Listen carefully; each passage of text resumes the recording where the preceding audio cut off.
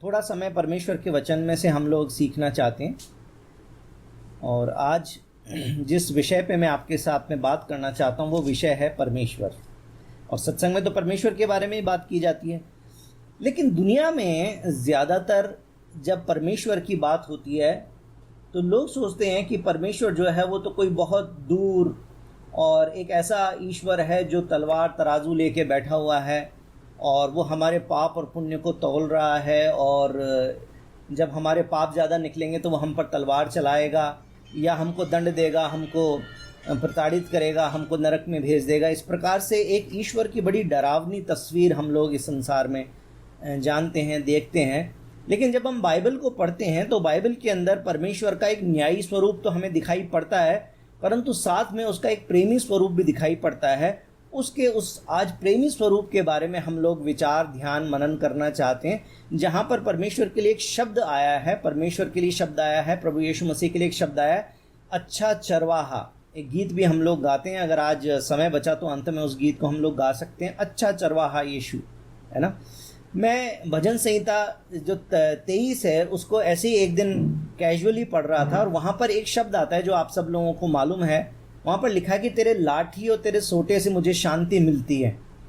तो क्योंकि हम लोग इस मॉडर्न ज़माने में रहते हैं जहाँ पर पहली बात तो हम गडरियों को ही नहीं देखते, हम अच्छे चरवाहे की बात छोड़िए, हम चरवाहा ही नहीं देखते आसपास में कहीं पर कि हमें देखने को मिले कि चरवाहा कैसा होता है। लेकिन आज का अगर हमें चरवाहा दिख भी जाए कभी तो हो सकता है उस चरवाहे के पास में तो एक मोबाइल भी होगा, अगर किसी को कुछ बुलाना होगा तो फ़ोन करके भी बुला सकता है। और इस प्रकार से आजकल का जो चरवाहा है उसके पास में लाठी सोटा दोनों हो, ये हमें नहीं मालूम चलता। लेकिन मैं रिसर्च करने लगा कि पुराने नियम में या पुराने समय में चरवाहा जो है वो किन किन चीज़ों को लेके जाया करता था। क्योंकि आज जैसे सीमेंट के जंगल बन गए, बहुत सारे घर बन गए, इसलिए यहाँ पर भी अगर गडरिया जो है अपने साथ में भेड़ बकरियों को लेकर जाता है तो पहली बात तो सड़क पे ही चलता है, सड़क के किनारे कहीं ना कहीं पे रोड पे चला जाएगा और कहीं पे खेतों की तरफ में चला जाएगा, और या फिर हो सकता है कहीं पे पहाड़ हो तो थोड़ा उनकी तरफ में ले जाए जहाँ पे उन भेड़ बकरियों को चराने का मौका उसको मिल जाए।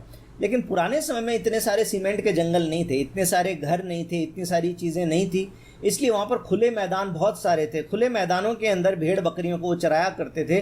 तो वहाँ पर जंगल में कभी भेड़िया भी आ सकता था, कभी भालू भी आ सकता था, कभी शेर भी आ सकता था। तो वो लोग अपने पास में हथियार के नाम पे सिर्फ यही दो चीज़ें रखा करते थे, एक लाठी और एक सोटा। लाठी और सोटा, कई बार हम सोचते हैं एक ही चीज़ है, एक ही चीज़ के दो नाम हैं, लेकिन असल में एक ही चीज़ के दो नाम नहीं है, दो अलग अलग तरह की लकड़ियाँ हैं दोनों लकड़ियाँ, लेकिन दोनों अलग अलग तरह की हैं। उनमें से एक लकड़ी जो है वो ऐसी होती है जैसा कई बार आप वो एक अमेरिकन क्रिकेट जो होता है उसका आप बैट देखते हैं, बिल्कुल गोल सा बेंत के जैसा, है ना। पुलिस वालों के पास में भी एक गोल सा बेंत जैसा रहता है और उसका मोटा स्वरूप जो है मुगदर आप देखते हैं, पहलवान लोग जो है वो ऐसे कर करके अपना एक्सरसाइज करते हैं, वो उसका मोटा स्वरूप है। परंतु वैसा एक सोंटा होता है जो 2.5-3 फुट की लंबी लकड़ी होती है, जो हाथ में उसको ग्रिप अच्छे से पकड़े आ जाए इतनी बड़ी होती है, और उसके बाद में वो आगे से थोड़ी मोटी रहती है ताकि अगर कोई जानवर आ जाए तो जानवर से अपने भेड़ों की रक्षा कर सकें, उस जानवर को मार सकें। लेकिन उसके साथ में एक और दूसरी लकड़ी हुआ करती थी, वो लकड़ी थोड़ी पतली होती थी लेकिन फिर भी सीधी लकड़ी होती थी और कम से कम 5-6 फुट लंबी हुआ करती थी, और उसके लास्ट में जाके एक ऐसा हुक हुआ करता था। गांव में आजकल आप फिर भी देख सकते हैं कि गांव में जब हम खेजड़ी पे से नीचे झुका के कुछ करना चाहते हैं तो हम क्या करते हैं, उसको डालते ताकि उसको पेड़ पे जाके और ऐसे करके अटका देते हैं, उस डाली को थोड़ा नीचे खींचते हैं। तो गडरिये पहले इसी प्रकार से उस डाली को नीचे खींच लेते थे ताकि डाली तोड़नी ना पड़े, और उसको बस नीचे खींच दे और फिर भेड़ बकरियां उसके अंदर से खा लें और उसके बाद में उसको वापस छोड़ दें तो वो डाली वहीं के वहीं है। इस प्रकार से पेड़ भी ख़राब नहीं होगा और उनके जो भेड़ें हैं वो भी खाना खा पाएंगी। उसी प्रकार से जब बहुत लंबी भेड़ों के झुंड को लेकर चलते थे तो एक भेड़ अगर आगे भाग रही है तो जल्दी से आगे जाके उसको उस छड़ी से साइड में कर लेते थे वापस, ताकि वो अपने झुंड के अंदर आ जाए और झुंड से अलग ना जाए। तो इस प्रकार से एक लंबी छड़ी और एक छोटी छड़ी हुआ करती थी। ये दो छड़ियाँ जो है ये गडरिये का साधन हुआ करता था, उसके पास में सुरक्षा का और अपनी भेड़ों को खिलाने का, ये दोनों चीज़ें हुआ करती थी, लाठी और सोटे। और दाऊद क्या लिखता है कि तेरी लाठी और तेरे सोटे से मुझे शांति मिलती है। तो मैं चरवाहे के बारे में विचार कर रहा था कि चरवाहे के गुण कौन कौन से होते हैं। चरवाहे का एक गुण है कि वो अपनी शीप को टेंड करता है, अपनी भेड़ों को साथ में लेकर चलता है, उनको भटकने नहीं देता है, उन सबको एक साथ रखता है। ये चरवाहे का एक गुण।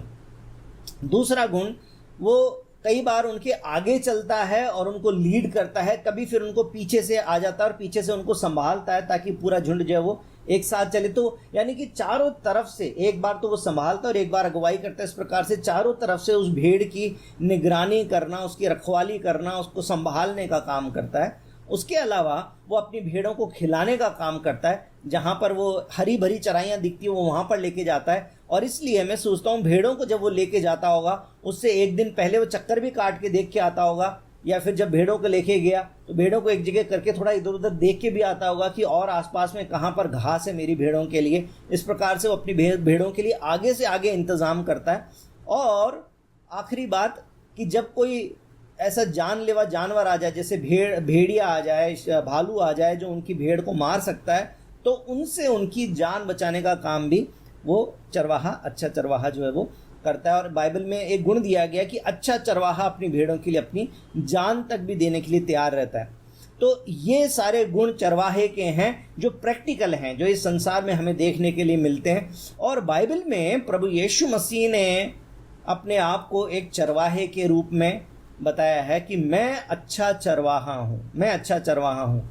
तो उस अंश को हम लोग पढ़ के देखना चाहते हैं। लेकिन आज परमेश्वर की उस खतरनाक तस्वीर को कि वो न्याय करने वाला, दंड देने वाला परमेश्वर है, उसके बजाय उस प्रेम करने वाले, टेंड करने वाले, प्रोवाइड करने वाले, फीड करने वाले, प्रोटेक्ट करने वाले, यानी कि संभालने वाले, अगुवाई करने वाले, खिलाने वाले और जान बचाने वाले ईश्वर के रूप में उसको हम लोग देखना शुरू करें। वो हमारा सृजनहार, पालनहार और तारणहार परमेश्वर है। परमेश्वर के अलग अलग डिपार्टमेंट नहीं है कि एक डिपार्टमेंट जो है वो एक काम करे और दूसरा डिपार्टमेंट दूसरा काम करे। सारे कामों को करने में वो एक ही परमेश्वर है जो सामर्थ्य है। वो परमेश्वर हमसे प्यार करता है। वो अच्छा चरवाहा है। और चरवाहा जो है वो भेड़ों के बिना वो किसी काम का नहीं है। वो तो अपने बिस्तर पे पड़ा सो सकता है अगर उसके पास में भेड़ें नहीं है तो भेड़ों के बिना चरवाहे का पूरा रूप निखर के नहीं आता या उसका पूरा गुण देखने को नहीं मिलता है। और बिना अच्छे चरवाहे के भेड़ भटक जाती है। तो मतलब ईश्वर के साथ में भक्त ज़रूरी है, भक्तों के लिए ईश्वर ज़रूरी है। इस भावना के साथ में हम लोग आज के वचन को सुने कि परमेश्वर जो है, प्रभु यीशु मसीह अपने आप को बोलते कि मैं अच्छा चरवाहा हूँ और हम उसकी भेड़ें हैं। इस भावना के साथ में हम लोग बैठेंगे और यूहन्ना की किताब उसके 10वें अध्याय को हम लोग पढ़ना शुरू करेंगे। बाइबल का नया नियम उसके 10वें, उसके अंदर चौथी जो किताब है, मत्ती मरकुस लूका के बाद में यूहन्ना की किताब उसके 10वें अध्याय उसके पहले वचन से लेकर और करीब 28 वचन तक हम लोग पढ़ेंगे। अगर थोड़ा और आगे तक भी पढ़ना हुआ तो वो भी पढ़ लेंगे। मैं पढ़ना शुरू करता हूँ। मैं तुमसे सच सच कहता हूँ, यीशु मसीह बोल रहे हैं कि मैं तुमसे सच सच कहता हूँ कि जो कोई द्वार से भेड़शाला में प्रवेश नहीं करता परंतु किसी दूसरी ओर से चढ़ जाता है वो चोर और डाकू है। परंतु जो द्वार से भीतर प्रवेश करता है वो भेड़ों का रखवाला है। उसके लिए द्वारपाल द्वार खोल देता है और भेड़ें उसका शब्द सुनती हैं और वह अपनी भेड़ों को नाम ले लेकर बुलाता है और बाहर ले जाता है। जब वह अपनी सब भेड़ों को बाहर निकाल चुकता है तो उनके आगे आगे चलता है और भेड़ें उसके पीछे पीछे हो लेती है क्योंकि वो उसका शब्द पहचानती हैं। परंतु वे पराये के पीछे नहीं जाएंगी परंतु उससे भागेंगी क्योंकि वे पराये के शब्द को नहीं पहचानती। यीशु ने उनसे ये दृष्टांत कहा परंतु वे ना समझे कि ये बातें क्या है जो वो हमसे कहता है। तब यीशु ने उनसे फिर कहा, मैं तुमसे सच सच कहता हूँ, भेड़ों का द्वार मैं हूँ। जितने मुझसे पहले आए वे सब चोर और डाकू हैं परंतु भेड़ों ने उनकी ना सुनी। द्वार मैं हूँ। यदि कोई मेरे द्वारा भीतर प्रवेश करे तो उद्धार पाएगा और भीतर बाहर आया जाया करेगा और चारा पाएगा। चोर किसी और काम के लिए नहीं परंतु केवल चोरी करने और घात करने और नष्ट करने को आता है। मैं इसलिए आया कि वे जीवन पाएं और बहुतायत से पाएं। अच्छा चरवाहा मैं हूँ। अच्छा चरवाहा भेड़ों के लिए अपना प्राण देता है। मजदूर जो न चरवाहा है न भेड़ों का मालिक है, भेड़िए को आते देख भेड़ों को छोड़कर भाग जाता है और भेड़िया उन्हें पकड़ता और तितर बितर कर देता है। वह इसलिए भाग जाता है कि वो मजदूर है और उसको भेड़ों की चिंता नहीं है। अच्छा चरवाहा मैं हूँ, मैं अपनी भेड़ों को जानता हूँ और मेरी भेड़ें मुझे जानती हैं। जैसे पिता मुझे जानता और मैं पिता को जानता हूँ और मैं भेड़ों के लिए अपना प्राण देता हूँ। मेरी और भी भेड़ें हैं जो इस भेड़शाला की नहीं, मुझे उनका भी लाना अवश्य है। वे मेरा शब्द सुनेंगी, तब एक ही झुंड और एक ही चरवाहा होगा। पिता इसलिए मुझसे प्रेम रखता है कि मैं अपना प्राण देता हूँ कि उसे फिर ले लूँ। कोई उसे मुझसे छीनता नहीं, वरन मैं उसे आप ही देता हूँ। मुझे उसके देने का भी अधिकार है और फिर ले लेने का भी अधिकार है। यह आज्ञा मेरे पिता से मुझे मिली है। उसके बाद में 22 वचन से आगे मैं फिर से पढ़ना चाहता हूँ। यरूशलेम में स्थापन पर्व मनाया जा रहा था और जाड़े की ऋतु थी। यीशु मंदिर में सुलेमान के औसारे में टहल रहा था। तब यहूदियों ने उसे आ घेरा और पूछा, तू हमारे मन को कब तक दुविधा में रखेगा? यदि तू मसीह है तो हमसे साफ साफ कह दे। यीशु ने उन्हें उत्तर दिया, मैंने तुमसे कह दिया पर तुम विश्वास करते ही नहीं। जो काम मैं अपने पिता के नाम से करता हूँ वही मेरे गवाह है, पर तुम इसलिए विश्वास नहीं करते क्योंकि मेरी भेड़ों में से नहीं हो। मेरी भेड़ें मेरा शब्द सुनती हैं, मैं उन्हें जानता हूँ, वे मेरे पीछे पीछे चलती हैं और मैं उन्हें अनंत जीवन देता हूँ। वे कभी नष्ट ना होंगी और कोई उन्हें मेरे हाथ से छीन ना लेगा। मेरा पिता जिसने उन्हें मुझको दिया सबसे बड़ा है और कोई उन्हें पिता के हाथ से छीन नहीं सकता। मैं और पिता एक हैं, मैं और पिता एक हैं। बहुत बड़ा स्टेटमेंट है। एक मनुष्य के लिए ये स्टेटमेंट जो है वो असंभव स्टेटमेंट है। बहुत समय पहले C.S. लुइस नाम के एक व्यक्ति थे जिनके बारे में कहा जाता है कि वो एथीस्ट थे, नास्तिक थे और बाइबल की बातों को नहीं मानते थे। हालांकि सामाजिक रूप से देखा जाए तो एक ईसाई परिवार में उनका जन्म हुआ था और उनके परिवार के शायद कुछ लोग जो है वो मसीहत में बड़े मजबूत थे, लेकिन उसके बावजूद भी वो कहते थे कि यीशु मसीह परमेश्वर नहीं है। और उन्होंने इस बात को नकारने के लिए बाइबल को नए सिरे से पढ़ा। बड़े विद्वान व्यक्ति हैं, उनके बारे में कुछ और बातें भी प्रचलित है। मुझे नहीं पता कि वो किंवदंती है या वो सच्चाई है कि उनको एक मेडिकल कंडीशन थी इस प्रकार की कि जिस भी चीज़ को वो एक बार पढ़ लेते थे उस बात को वो भूलते नहीं थे। और मैं सोचता हूँ कि जिस प्रकार से एक नेगेटिव मेडिकल कंडीशन होती है उस प्रकार से शायद एक पॉजिटिव मेडिकल कंडीशन भी हो सकती है। नेगेटिव तो आप जानते हैं, कोरोना वायरस हो गया तो आपके लंग्स जो है डिटीरियोरेट करते जाते हैं। किसी को कैंसर हो गया तो जहाँ का कैंसर हो गया वो अंग जो है वो ख़राब होता चला जाता है। लेकिन कभी कभी कुछ पॉजिटिव भी हो सकता है। पता नहीं आप लोगों में से किसी ने अभी इन दिनों में एक मूवी आई है, वो देखी या नहीं देखी। उस मूवी के अंदर एक भारत की बड़ी महान मैथमेटिशियन शकुंतला देवी के जीवन के ऊपर वो बनी हुई है। उसमें उनको एक मेडिकल कंडीशन थी। उनको मेडिकल कंडीशन ये थी कि वो मैथमेटिक्स को बिना फॉर्मूला लगाए और बिना उसको समझे उसका हल निकाल सकती थी। कितने भी बड़े नंबर आप दे दो, यहाँ तक कि उस समय जितने कंप्यूटर हुआ करते थे उन कंप्यूटर से भी जब उनका कंपटीशन कराया गया तो कंप्यूटर ने नंबर बाद में बताया और उन्होंने सॉल्यूशन पहले बता दिया। जबकि बहुत लंबे डिजिट के नंबर, मतलब जैसे 40 डिजिट का एक नंबर, 40 डिजिट का एक नंबर, दोनों को मल्टीप्लाई करेंगे तो क्या आंसर आएगा। अब इसमें तो अपना पहले तो टाइप करने में ही टाइम निकल जाएगा, फिर कंप्यूटर कंप्यूट करेगा, फिर आंसर देगा। लेकिन उन्होंने कंप्यूटर से भी पहले जवाब दे दिया। इस प्रकार से एक बड़ी प्रोफाउंड मैथमेटिशियन के रूप में वो शो किया करती थी और लोगों को एंटरटेन भी करती थी। लोग देखते थे कि कैसे ये गणित के सवाल जो इतनी आसानी से सॉल्व करती है, जो बड़े बड़े साइंटिस्ट जो है वो नहीं कर पाते। तो ये एक मेडिकल कंडीशन है। C.S. लुइस के साथ में भी एक मेडिकल कंडीशन थी कि वो जो पढ़ते थे वो कभी भूलते नहीं थे, उनकी फोटोग्राफिक मेमोरी थी। तो ऐसे कहते हैं कि वो एक इस प्रकार का गेम भी अपने दोस्तों के साथ में खेला करते थे कि लाइब्रेरी में जाके बोलते थे कि किसी भी नंबर की बे में चले जाओ। तो किसी ने बोला 5 नंबर, बोले 5 नंबर की बे में चले जाओ। फिर उसके बाद में 1 से 100 के बीच में कोई नंबर चुनो, तो उन्होंने बोला 35, तो बोले 35वें नंबर की किताब निकाल लो। फिर 35वें नंबर की किताब में फिर वो बोलते थे इतने से इतने नंबर के बीच में कोई भी पेज चुन लो। तो बोलते थे मान लीजिए 70 नंबर पेज, तो बोलते 70 नंबर पेज पर पढ़ना शुरू करो। तो पहली लाइन 4-5 लाइन जो है वो व्यक्ति पढ़ेगा और उसके आगे की लाइनें जो है वो पढ़ के वो मतलब बिना पढ़े वो बोल के बता देते थे, क्योंकि उन्होंने जब भी कभी वो किताब पढ़ी थी तो वो उनके जहन में थी। इस प्रकार से कहा जाता है। मुझे नहीं पता कि इसमें कितनी सच्चाई है, ये मैंने इंटरनेट पे पढ़ा है उनके बारे में। परंतु C.S. लुइस ने इस बात के बारे में बहुत ज़्यादा गहन अध्ययन किया कि ये बाइबल जो है ये झूठी किताब है और बाइबल की सच्चाई को प्रकट कर दिया जाए ताकि लोग इसके अंधकार से बाहर निकल जाएं।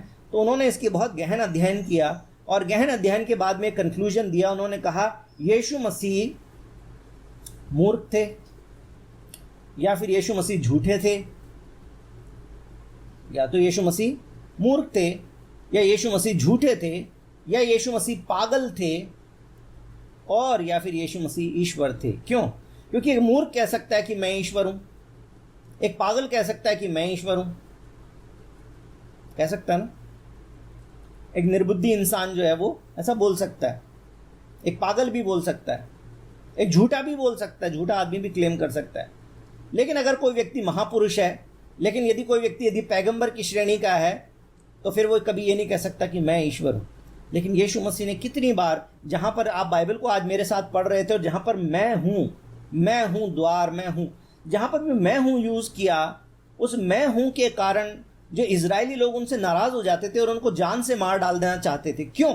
क्योंकि उस मैं हूं शब्द को पहचानते थे, क्योंकि इजरायली भाषा में वो जो मैं हूं यूज करते थे वो सिर्फ परमेश्वर यूज कर सकते थे। जो मूसा के समय में, जब मूसा ने फिरौन के पास जाने से पहले पूछा था कि प्रभु मैं जाऊंगा तो लोग मुझे एक्सेप्ट नहीं करेंगे, फिर क्या करेंगे? तो परमेश्वर प्रभु यीशु मसीह ने उस समय मूसा को परमेश्वर ने कहा था कि तुम बोलना कि तुमको किसने भेजा है। उस परमेश्वर ने जो कहता है कि मैं जो हूं सो हूं, मैं हूं, ये परमेश्वर क्लेम कर सकता है। वो क्लेम जो है यीशु मसीह ने यहां पर किया है कि मैं हूं, मैं भेड़ों का द्वार हूं, मैं ये हूं, मैं वो हूं, मैं हूं। तो ये बात को प्रभु यीशु मसीह ने क्लेम कर लिया। और यहां पर जो एक बात उन्होंने बोल दी कि मैं और पिता एक हैं, यानी कि वो अल्लाह, वो गॉड, वो परमेश्वर, वो ईश्वर, वो भगवान, जिस भी नाम से दुनिया के लोग उसको जानते हैं, यीशु मसीह कहते हैं कि तुम जिसको सर्वशक्तिमान बोलते हो वो और मैं, वो हम एक ही हैं, हम अलग अलग नहीं हैं, एक ही हैं। वो परमेश्वर, उसके ऊपर हम भरोसा करते हैं, उस पर हम विश्वास करते हैं, हम उसके पीछे चलते हैं। वो परमेश्वर के गुण देखिए यहाँ पर मेरे साथ में 11 वचन में सबसे पहले पढ़िए। उसने क्या बोला? अच्छा चरवाहा मैं हूं, अच्छा चरवाहा भेड़ों के लिए अपना प्राण देता है।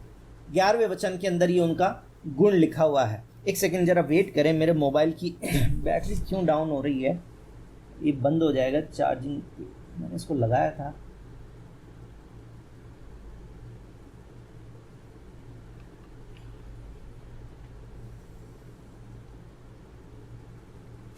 ठीक है, चलेगा तो अच्छी बात है, नहीं तो फेसबुक लाइव बंद भी हो सकता है।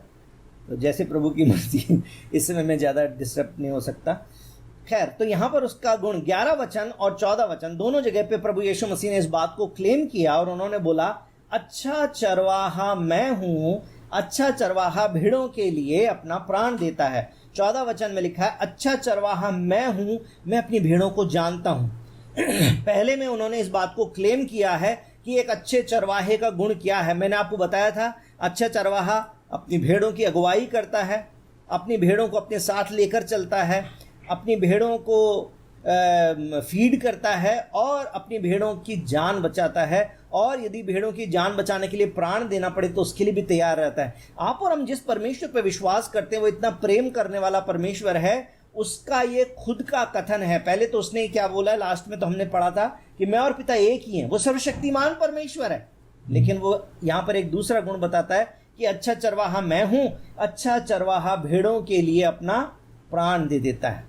और आप जानते हैं आज 2000 साल बाद में तो हम इस बात पर जानते हैं कि हमारे लिए किसने जान दी है। हम पापी और गुनहगार थे, लेकिन हमारे पापों को मिटाने के लिए प्रभु यीशु मसीह ने जान दे दी और तीसरे दिन वो जी उठे और वो आज भी जीवित हैं और वो परमेश्वर हैं। जब हम उनको अपने मुक्तिदाता के रूप में ग्रहण करते हैं तो हमारे पाप क्षमा हो जाते हैं और हम परमेश्वर की भेड़ बन जाते हैं, हम उसकी निज प्रजा बन जाते हैं, हम उसका निज धन बन जाते हैं, हम परमेश्वर को बिलोंग करने लगते हैं। मेरे भाई और बहनों, ये बहुत ही बड़े प्रिविलेज है, ये बहुत ही बड़ी आशीष की बात है, बहुत ही ज़्यादा खुशी और आनंद की बात है। और मैं सोचता हूँ कि अगर संसार की दूसरी कोई भी आशीष यदि आपके पास नहीं भी है, जीवन में समस्याएं भी हैं, सब कुछ है, तो भी इस बात से सिर्फ आनंदित हुआ जा सकता है कि उस परमेश्वर ने हमें अपनी भेड़ होने का, अपने भक्त होने का, अपनी संतान होने का, अपना प्रेमी जन होने का, अपना याजक होने का अधिकार प्रदान किया है।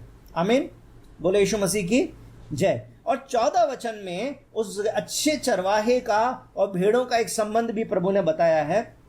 लिखा है, अच्छा चरवाहा तो मैं हूं, मैं अपनी भेड़ों को जानता हूं, मैं अपनी भेड़ों को जानता हूं। परमेश्वर आपको जानते हैं, परमेश्वर आपकी परिस्थितियों को जानते हैं। ऐसी कोई भी बात नहीं है जो परमेश्वर से छुपी हो, चाहे वो आपके पाप हो जो आपने अनजाने में किए या फिर ढिठाई से किए, छुपके किए, किसी व्यक्ति की नज़र से छुपके किए, तो भी परमेश्वर कहता है मैं तो जानता हूँ। आज विश्वासी होने के बाद में भी कौन से विचार आपके मन से होकर गुजरते हैं परमेश्वर वो भी जानते हैं। लेकिन आपकी क्या कमजोरियां हैं, आप क्यों उन परिस्थितियों में जय नहीं पा रहे, ये भी परमेश्वर जानते हैं। जिस प्रकार से मैं अपने बच्चों की कमियों को जानता हूँ और उनको मैं मदद करता हूँ ताकि वो अपनी गलतियों को, अपनी कमियों को ओवरकम कर सकें और मैं संसार में उनको जीत दिलाना चाहता हूँ, उसी प्रकार से परमेश्वर आपको और मुझको समझता है, हमारी कमजोरियों को समझता है, परंतु वो हमको जय दिलाना चाहता है। इतना काफी नहीं कि चलो समझता है तो आप आज से संतुष्ट हो, चलो भाई प्रभु को तो सब मालूम है, प्रभु को कोई टेंशन नहीं है, प्रभु को जब मालूम ही है तो फिर अपन जो मर्जी कर रहे हो तो प्रभु को तो मालूम है। ऐसे नहीं, परमेश्वर को मालूम तो है, वो आपकी कमी को, आपकी कमजोरी को समझते तो हैं, लेकिन उस कमजोरी से आपको निकालना भी चाहते हैं। परमेश्वर आपकी मदद भी करेंगे यदि आप उससे प्रार्थना करेंगे, यदि आपने आपको समर्पित करेंगे, क्योंकि यहाँ पर परमेश्वर की तरफ से एक संबंध दिखाया कि अच्छा चरवाहा मैं हूँ, मैं अपनी भेड़ों को जानता हूँ। लेकिन उसका वचन का आखिरी भाग जो है वो लिखा है, और मेरी भेड़ें मुझे जानती है, मुझे जानती है ना। ये एग्जाम्पल मैं कई बार देता हूँ, कई बार नए लोगों को सुसमाचार सुनाते समय मैं इस बात को बोलता हूँ कि आप नरेंद्र मोदी जी को जानते हैं? हाँ जानते हैं। बोलते थोड़ा बात करा दो फ़ोन पे। बोलते नहीं, फ़ोन नंबर का हमारे पास, हम कैसे बात करा दें। तो आप मोदी जी को नहीं जानते, आप मोदी जी के बारे में जानते हैं कि देश के प्रधानमंत्री हैं और 2000 के दंगों में उनका नाम आया था, और इस प्रकार से उनकी कमियां और उनकी जो भी, अगर आप उनको प्रधानमंत्री के रूप में उनमें जो भी अच्छाइयाँ देखते हैं तो वो सारी बातें आपके मन में एक तस्वीर है। परंतु बात यह है कि अखबार से पढ़ा है, टीवी में देखा है, इन सारी बातों के द्वारा एक तस्वीर आपके अंदर बनी हुई है, लेकिन आप उनसे व्यक्तिगत संबंध नहीं रखते। अगर व्यक्तिगत संबंध रखते होते तो आप तुरंत उनको फ़ोन कर सकते थे, बोलते मेरे ताऊ जी लगते हैं, ये फ़ोन नंबर है, बताओ क्या बात करनी। उसी प्रकार से भेड़ें परमेश्वर को जाने, ये उनका गुण यहाँ पर लिखा हुआ है कि मैं अपनी भेड़ों को जानता हूँ और मेरी भेड़ें मुझे जानती हैं। और ये एक बार नहीं लिखा हुआ, 2 बार लिखा हुआ है। 10वें अध्याय के बिल्कुल शुरू में जब हम जाते हैं तो वहाँ पर 4थे वचन के आखिरी अंश में लिखा हुआ है कि वो तो उनके आगे आगे चलता है ना। 4थे वचन को पढ़ लेते हैं। जब वह अपनी सब भेड़ों को बाहर निकाल चुकता है तो उनके आगे आगे चलता है, भेड़ें उसके पीछे पीछे हो लेती हैं। पहले तो उसने हमें पाप के, अंधकार के उन बंधनों से निकालकर आज़ाद किया है, हमें एक विश्वासी बनाया है। और सिर्फ उतना ही नहीं है, कई बार बहुत सारे लोग उसी जगह पे अटक जाते हैं, प्रभु यीशु पर मैंने विश्वास कर लिया, मैंने अपना जीवन प्रभु को दे दिया, अब सब कुछ सही है, अब कोई दिक्कत नहीं, अब जीवन जैसा मर्जी जियो। ऐसे नहीं है। उसने हमें उस अंधकार से, उस पाप से, उस बंधन से, उस दलदल से, उस कीच से निकाल तो लिया, उसने हमें चट्टान पे तो खड़ा किया, लेकिन उसके बाद वो हमारी अगुवाई करने को आगे आगे चलता है, आगे आगे चलता है। बीते दिनों में हमने सुना था ना, परमेश्वर की आत्मा की आवाज़ को सुनने के लिए तैयार रहना है। जिधर आत्मा चलाना चाहेगा, परमेश्वर का आत्मा जहाँ चलाना चाहेगा, हमको उस दिशा में चलने के लिए तैयार रहना है। लिखा हुआ है कि मेरी भेड़ें मेरा शब्द सुनती हैं। लिखा है भेड़ें, तो वो उनके आगे आगे चलता है, भेड़ें उसके पीछे पीछे हो लेती हैं क्योंकि वो उसका शब्द पहचानती है। मैंने इस बारे में आपको पहले भी एक बार एक एग्जाम्पल बताया था। मैंने इंटरनेट पे, फेसबुक पे एक वीडियो क्लिप देखा था कि जो चरवाहे को छोड़ के दूसरा व्यक्ति था, उसने उस चरवाहे की आवाज़, टोन पूरा कॉपी करके और भेड़ों को आवाज़ देने की कोशिश की, तो भेड़ें अपना खाने पीने में मस्त रही, कोई उठ के भी नहीं आई। लेकिन जैसे ही असली चरवाहे ने वही आवाज़ जो वो दूसरा जना कॉपी करके निकाल रहा था, वही की वही जो ओरिजिनल आवाज़ निकाली, तो तुरंत भेड़ों के कान जो है खड़े हो गए और इधर उधर से चारों तरफ से भेड़ें जो है एकदम से उस दिशा में आने लग गई जहाँ पे गडरिया था। जो चरवाहा था वो अपनी भेड़ों को जानता है ना। मैंने इस प्रकार से पढ़ा कि अपनी भेड़ों को पहचानने के लिए, क्योंकि आज के ज़माने में तो चलो भेड़ें बकरियां कम है, पहले तो हर दूसरे व्यक्ति के पास भेड़ बकरियां होती, तो कैसे पहचाने? तो क्या करते थे, कोई तो अपनी भेड़ के कान में छेद कर देते थे, कोई अलग तरह का छेद करते थे, तो गर्म चीज़ लगा के उसके या तो निशान बना देते थे या उसके अंदर छेद कर देते थे उनके कान के अंदर। तो किसी ने हार्ट शेप कर दिया, किसी ने कॉमा का शेप कर दिया, किसी ने वन का शेप कर दिया, कुछ भी शेप कर दिया मतलब। तो आपको क्या लगता है, जब गरम गरम चीज़ छुआते होंगे या उसको जब हल्का सा कट मारते होंगे तो क्या दर्द होता होगा या नहीं होता होगा? दर्द तो होता होगा, लेकिन उसके बाद में उस गडरिये को हमेशा के लिए अपनी भेड़ की पहचान हो जाती है कि यदि भेड़ें दो गडरियों की मिक्स भी हो गई तो भी वो अपनी भेड़ों को छांट के बाहर निकाल सकता है, क्योंकि उसकी भेड़ों के ऊपर वो निशान लगा हुआ है जो उसने लगाया था। उसी प्रकार से बाइबल में लिखा है कि आप पर और मुझ पर पवित्र आत्मा की एक छाप दे दी गई है, और जब हम पर पवित्र आत्मा की छाप पड़ी है तो उसके बाद में हो सकता है हम में से कई लोगों को किसी दुख का, परिस्थिति का भी सामना करना पड़ा हो, क्योंकि प्रभु यीशु मसीह के पीछे आने के कारण हो सकता है किसी को अपने पापा से सताव मिल गया हो, किसी को उसके दोस्तों ने छोड़ दिया हो, किसी को उसके ऑफिस कुलीग्स ने इस प्रकार से प्रताड़ित किया हो। कुछ भी प्रकार का दुख जो है आपको यीशु मसीह के पीछे आने के कारण उठाया गया हो, तो वो उस रिश्ते का एक भाग है। और यहाँ पर लिखा है कि मेरी भेड़ें जो है वो मुझे जानती हैं और मेरे शब्द को पहचानती हैं और मैं उनको जानता हूँ, और वो भेड़ें जो है वो मेरे पीछे पीछे आती हैं। वो पराये के पीछे नहीं जाएंगी परंतु उससे भागेंगी, क्योंकि वो परायों का शब्द नहीं पहचानती, वो अपने गुरु का, अपने प्रभु का, अपने मालिक का शब्द पहचानती हैं। आपको और मुझको भी ऐसी भेड़ें होना चाहिए जो परमेश्वर की आवाज़ को पहचानती हैं। हमने अच्छे गडरिये का 2 गुण यहाँ पर देखा। मत्ती 25 उसका 32 भी एक बार निकाल के देखते हैं। मत्ती 25 उसका 32 जो नए नियम की सबसे पहली किताब है, इंजील की जो सबसे पहली किताब है, उसके 25वें अध्याय और उसके 32 वचन के अंदर इस प्रकार से लिखा हुआ है, और सब जातियां उसके सामने इकट्ठा की जाएंगी, और जैसे चरवाहा भेड़ों को बकरियों से अलग करता है, वैसे ही वह उन्हें एक दूसरे से अलग करेगा। भेड़ों को अपने दाहिनी ओर और बकरियों को अपने बाईं ओर खड़ा करेगा।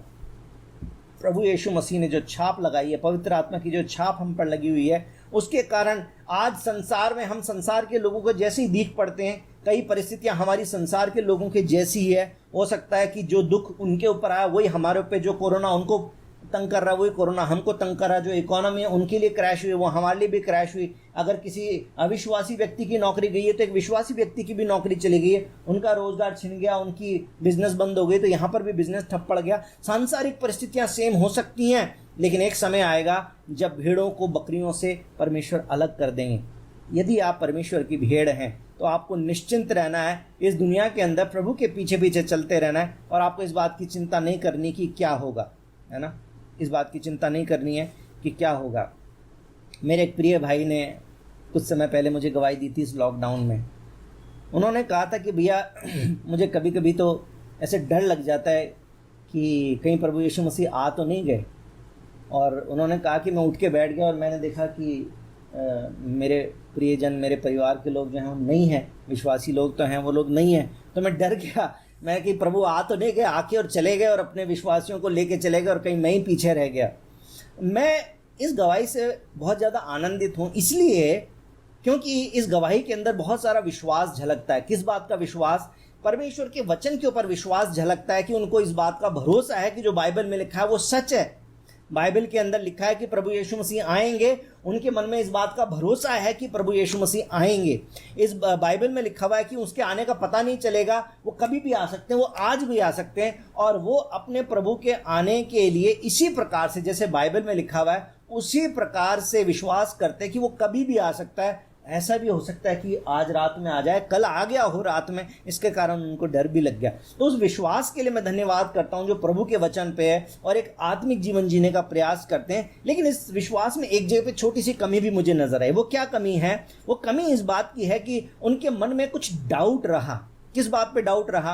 परमेश्वर के प्रेम पे डाउट रहा, क्योंकि उन्होंने अपना जीवन जो है वो प्रभु की इच्छा के अनुसार वैसे नहीं बिताया है जैसे बिताना चाहिए, और क्योंकि वचन को समझते हैं इसलिए उनके मन में इस प्रकार सा छोटा सा भय आ गया कि जो जीवन में जी रहा हूँ, मेरे जैसे विचार हैं, मेरे जैसे काम हैं, हो सकता है इसके कारण परमेश्वर कहीं मुझे पीछे छोड़ के ही चले गए हों और मेरे प्रियजनों को, विश्वासियों को तो उठा के ले गए हों, लेकिन मुझे छोड़ गए हों।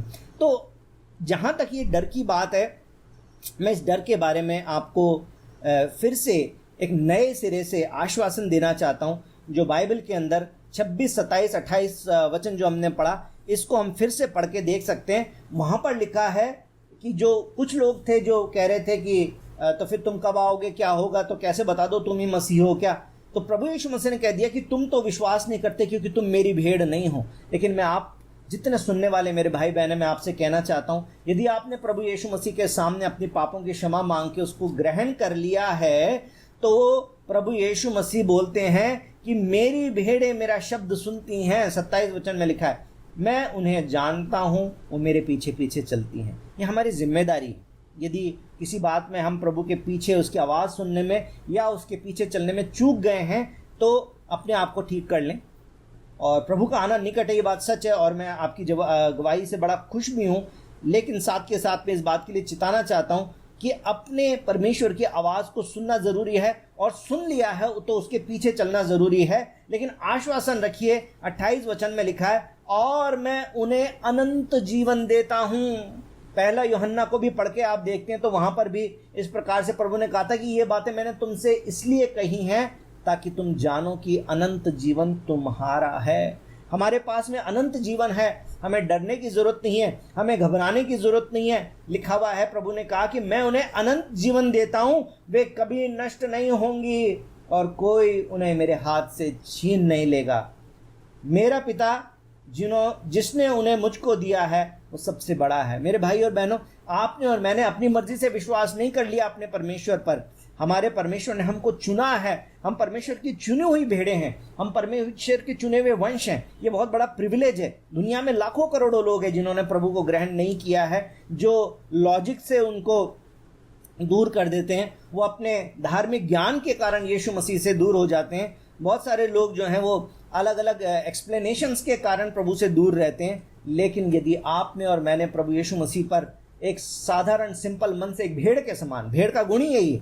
भेड़ शब्द क्यों इस्तेमाल किया? प्रभु बकरी हम कोई बोल सकते हैं, कुत्ता ही बोल सकते, कुछ और भी बोल सकते थे। कोई कुत्ते का गुण तो स्वामी भक्ति का होता है ना, तो स्वामी भक्त कुत्ता भी बोल सकते हैं हमको, नहीं, भेड़ बोला। क्यों? क्योंकि भेड़ का गुण क्या है? सीधा, सरल, सच्चा स्वभाव है। जहाँ पर 4 भेड़ें जा रही है तो 5वीं भी उधर, 6ठी भी उधर, सारी की सारी एक ही दिशा में चलती जाएंगी। वो एक भटक गई तो पे एक के पीछे दूसरी, तीसरी, चौथी, और सारी उधर ही चली जाएंगी। ये भेड़ का गुण है, उनका सरल स्वभाव है। सरल स्वभाव से हम प्रभु के पास आए। एक बच्चे के समान हमने मान लिया है, हम साइंस के स्टूडेंट हैं, हम इंजीनियरिंग के स्टूडेंट हैं, और हम साइंटिस्ट माइंड रखते हैं, तो भी हमने उन सारी बातों को एक पॉइंट पर आकर और उसको छोड़कर और बस विश्वास से अपने प्रभु को ग्रहण किया। हम पढ़े लिखे लोग हैं, हम बेवकूफ़ लोग नहीं हैं कि हमें इस बात की समझ नहीं आती कि लेफ़्ट कौन सा, राइट कौन सा है। हमें सब मालूम है, हम दुनिया को पहचान सकते हैं, हम नई पीढ़ी के लोग हैं, हम मॉडर्न समाज के लोग हैं, हमें सब कुछ मालूम है। दुनिया के जो लोग कर रहे हैं वो हम भी कर सकते हैं, परंतु हमने चुना है कि हम उन कामों को ना करके और दुनिया की नज़र में हम मूर्ख कहलाएं। हमने इस बात को चुना है। लेकिन ये हमारी सरलता है, ये हमारी नम्रता है। हमने अपने आप को नम्र किया है। लोग हमें मूर्ख समझे, हमारा मजाक बनाए, इस बात के लिए भी हमने अपने आप को नम्र और दीन किया है। इसलिए क्योंकि हम भेड़ का रूप धारण करके बैठे हैं, इसलिए फिर डरने घबराने की बात नहीं है। प्रभु ने कहा है कि मेरी भेड़ों को परमेश्वर ने मुझे दिया है, और जिसको परमेश्वर ने मुझे दिया है कोई छीन नहीं सकता, वो कभी नष्ट नहीं होंगी। प्रभु का धन्यवाद हो। मेरा पिता जिसने उन्हें मुझको दिया है सबसे बड़ा है, और कोई उन्हें पिता के हाथ से नहीं छीन सकता, यीशु के हाथ से भी नहीं छीन सकता, पिता के हाथ से भी नहीं छीन सकता। ये परमेश्वर का हम धन्यवाद कर सकते हैं। बड़ी खूबसूरत वायदा आपके और मेरे लिए यहाँ पर परमेश्वर के वचन में दिया गया है। परमेश्वर का धन्यवाद करें। और एक भेड़ के रूप में हमारी रिस्पॉन्सिबिलिटी क्या है? बार बार में लिखा है, मेरी भेड़ें मेरा शब्द सुनती हैं, मेरे पीछे पीछे आती हैं। और भी दूसरे हैं जो आते हैं, यीशु के नाम से भी आएंगे और दूसरी बातों को लेके भी आएंगे, किसी धर्म के नाम पर भी आएंगे, किसी और नाम से भी आएंगे। लिखा है कि जो मुझसे पहले आए और उन्होंने अपने आप को मसीहा होने का क्लेम किया, छुटकारा होने का क्लेम किया, और किसी भी तरीके से मोक्ष और उद्धार देने का क्लेम किया, वो उनके पीछे नहीं जाती, परंतु वो मेरे पीछे आती हैं। वो मेरी भेड़ें हैं। प्रभु यीशु मसीह आप पर और मुझ पर बड़ा घमंड करते हैं, बड़ा प्राउड फील करते हैं कि वो मेरी भेड़ें हैं। और हम जो परमेश्वर की भेड़ें, वो तो अच्छा चरवाहा है। उसने तो कहा कि अच्छा चरवाहा अपनी भेड़ों के लिए अपना प्राण देता है, और उसने दे भी दिया। लेकिन आपको और मुझको क्या करना? अपने चरवाहे की आवाज़ को सुनना है। क्या लिखा हुआ है वहाँ पर? भजन संहिता 23, जिससे मैंने बात को शुरू किया था, लिखा है, शुरू से अगर हम पढ़ते हैं तो क्या लिखा हुआ है उसके अंदर? किसको याद है? The lord is my shepherd and I shall not want.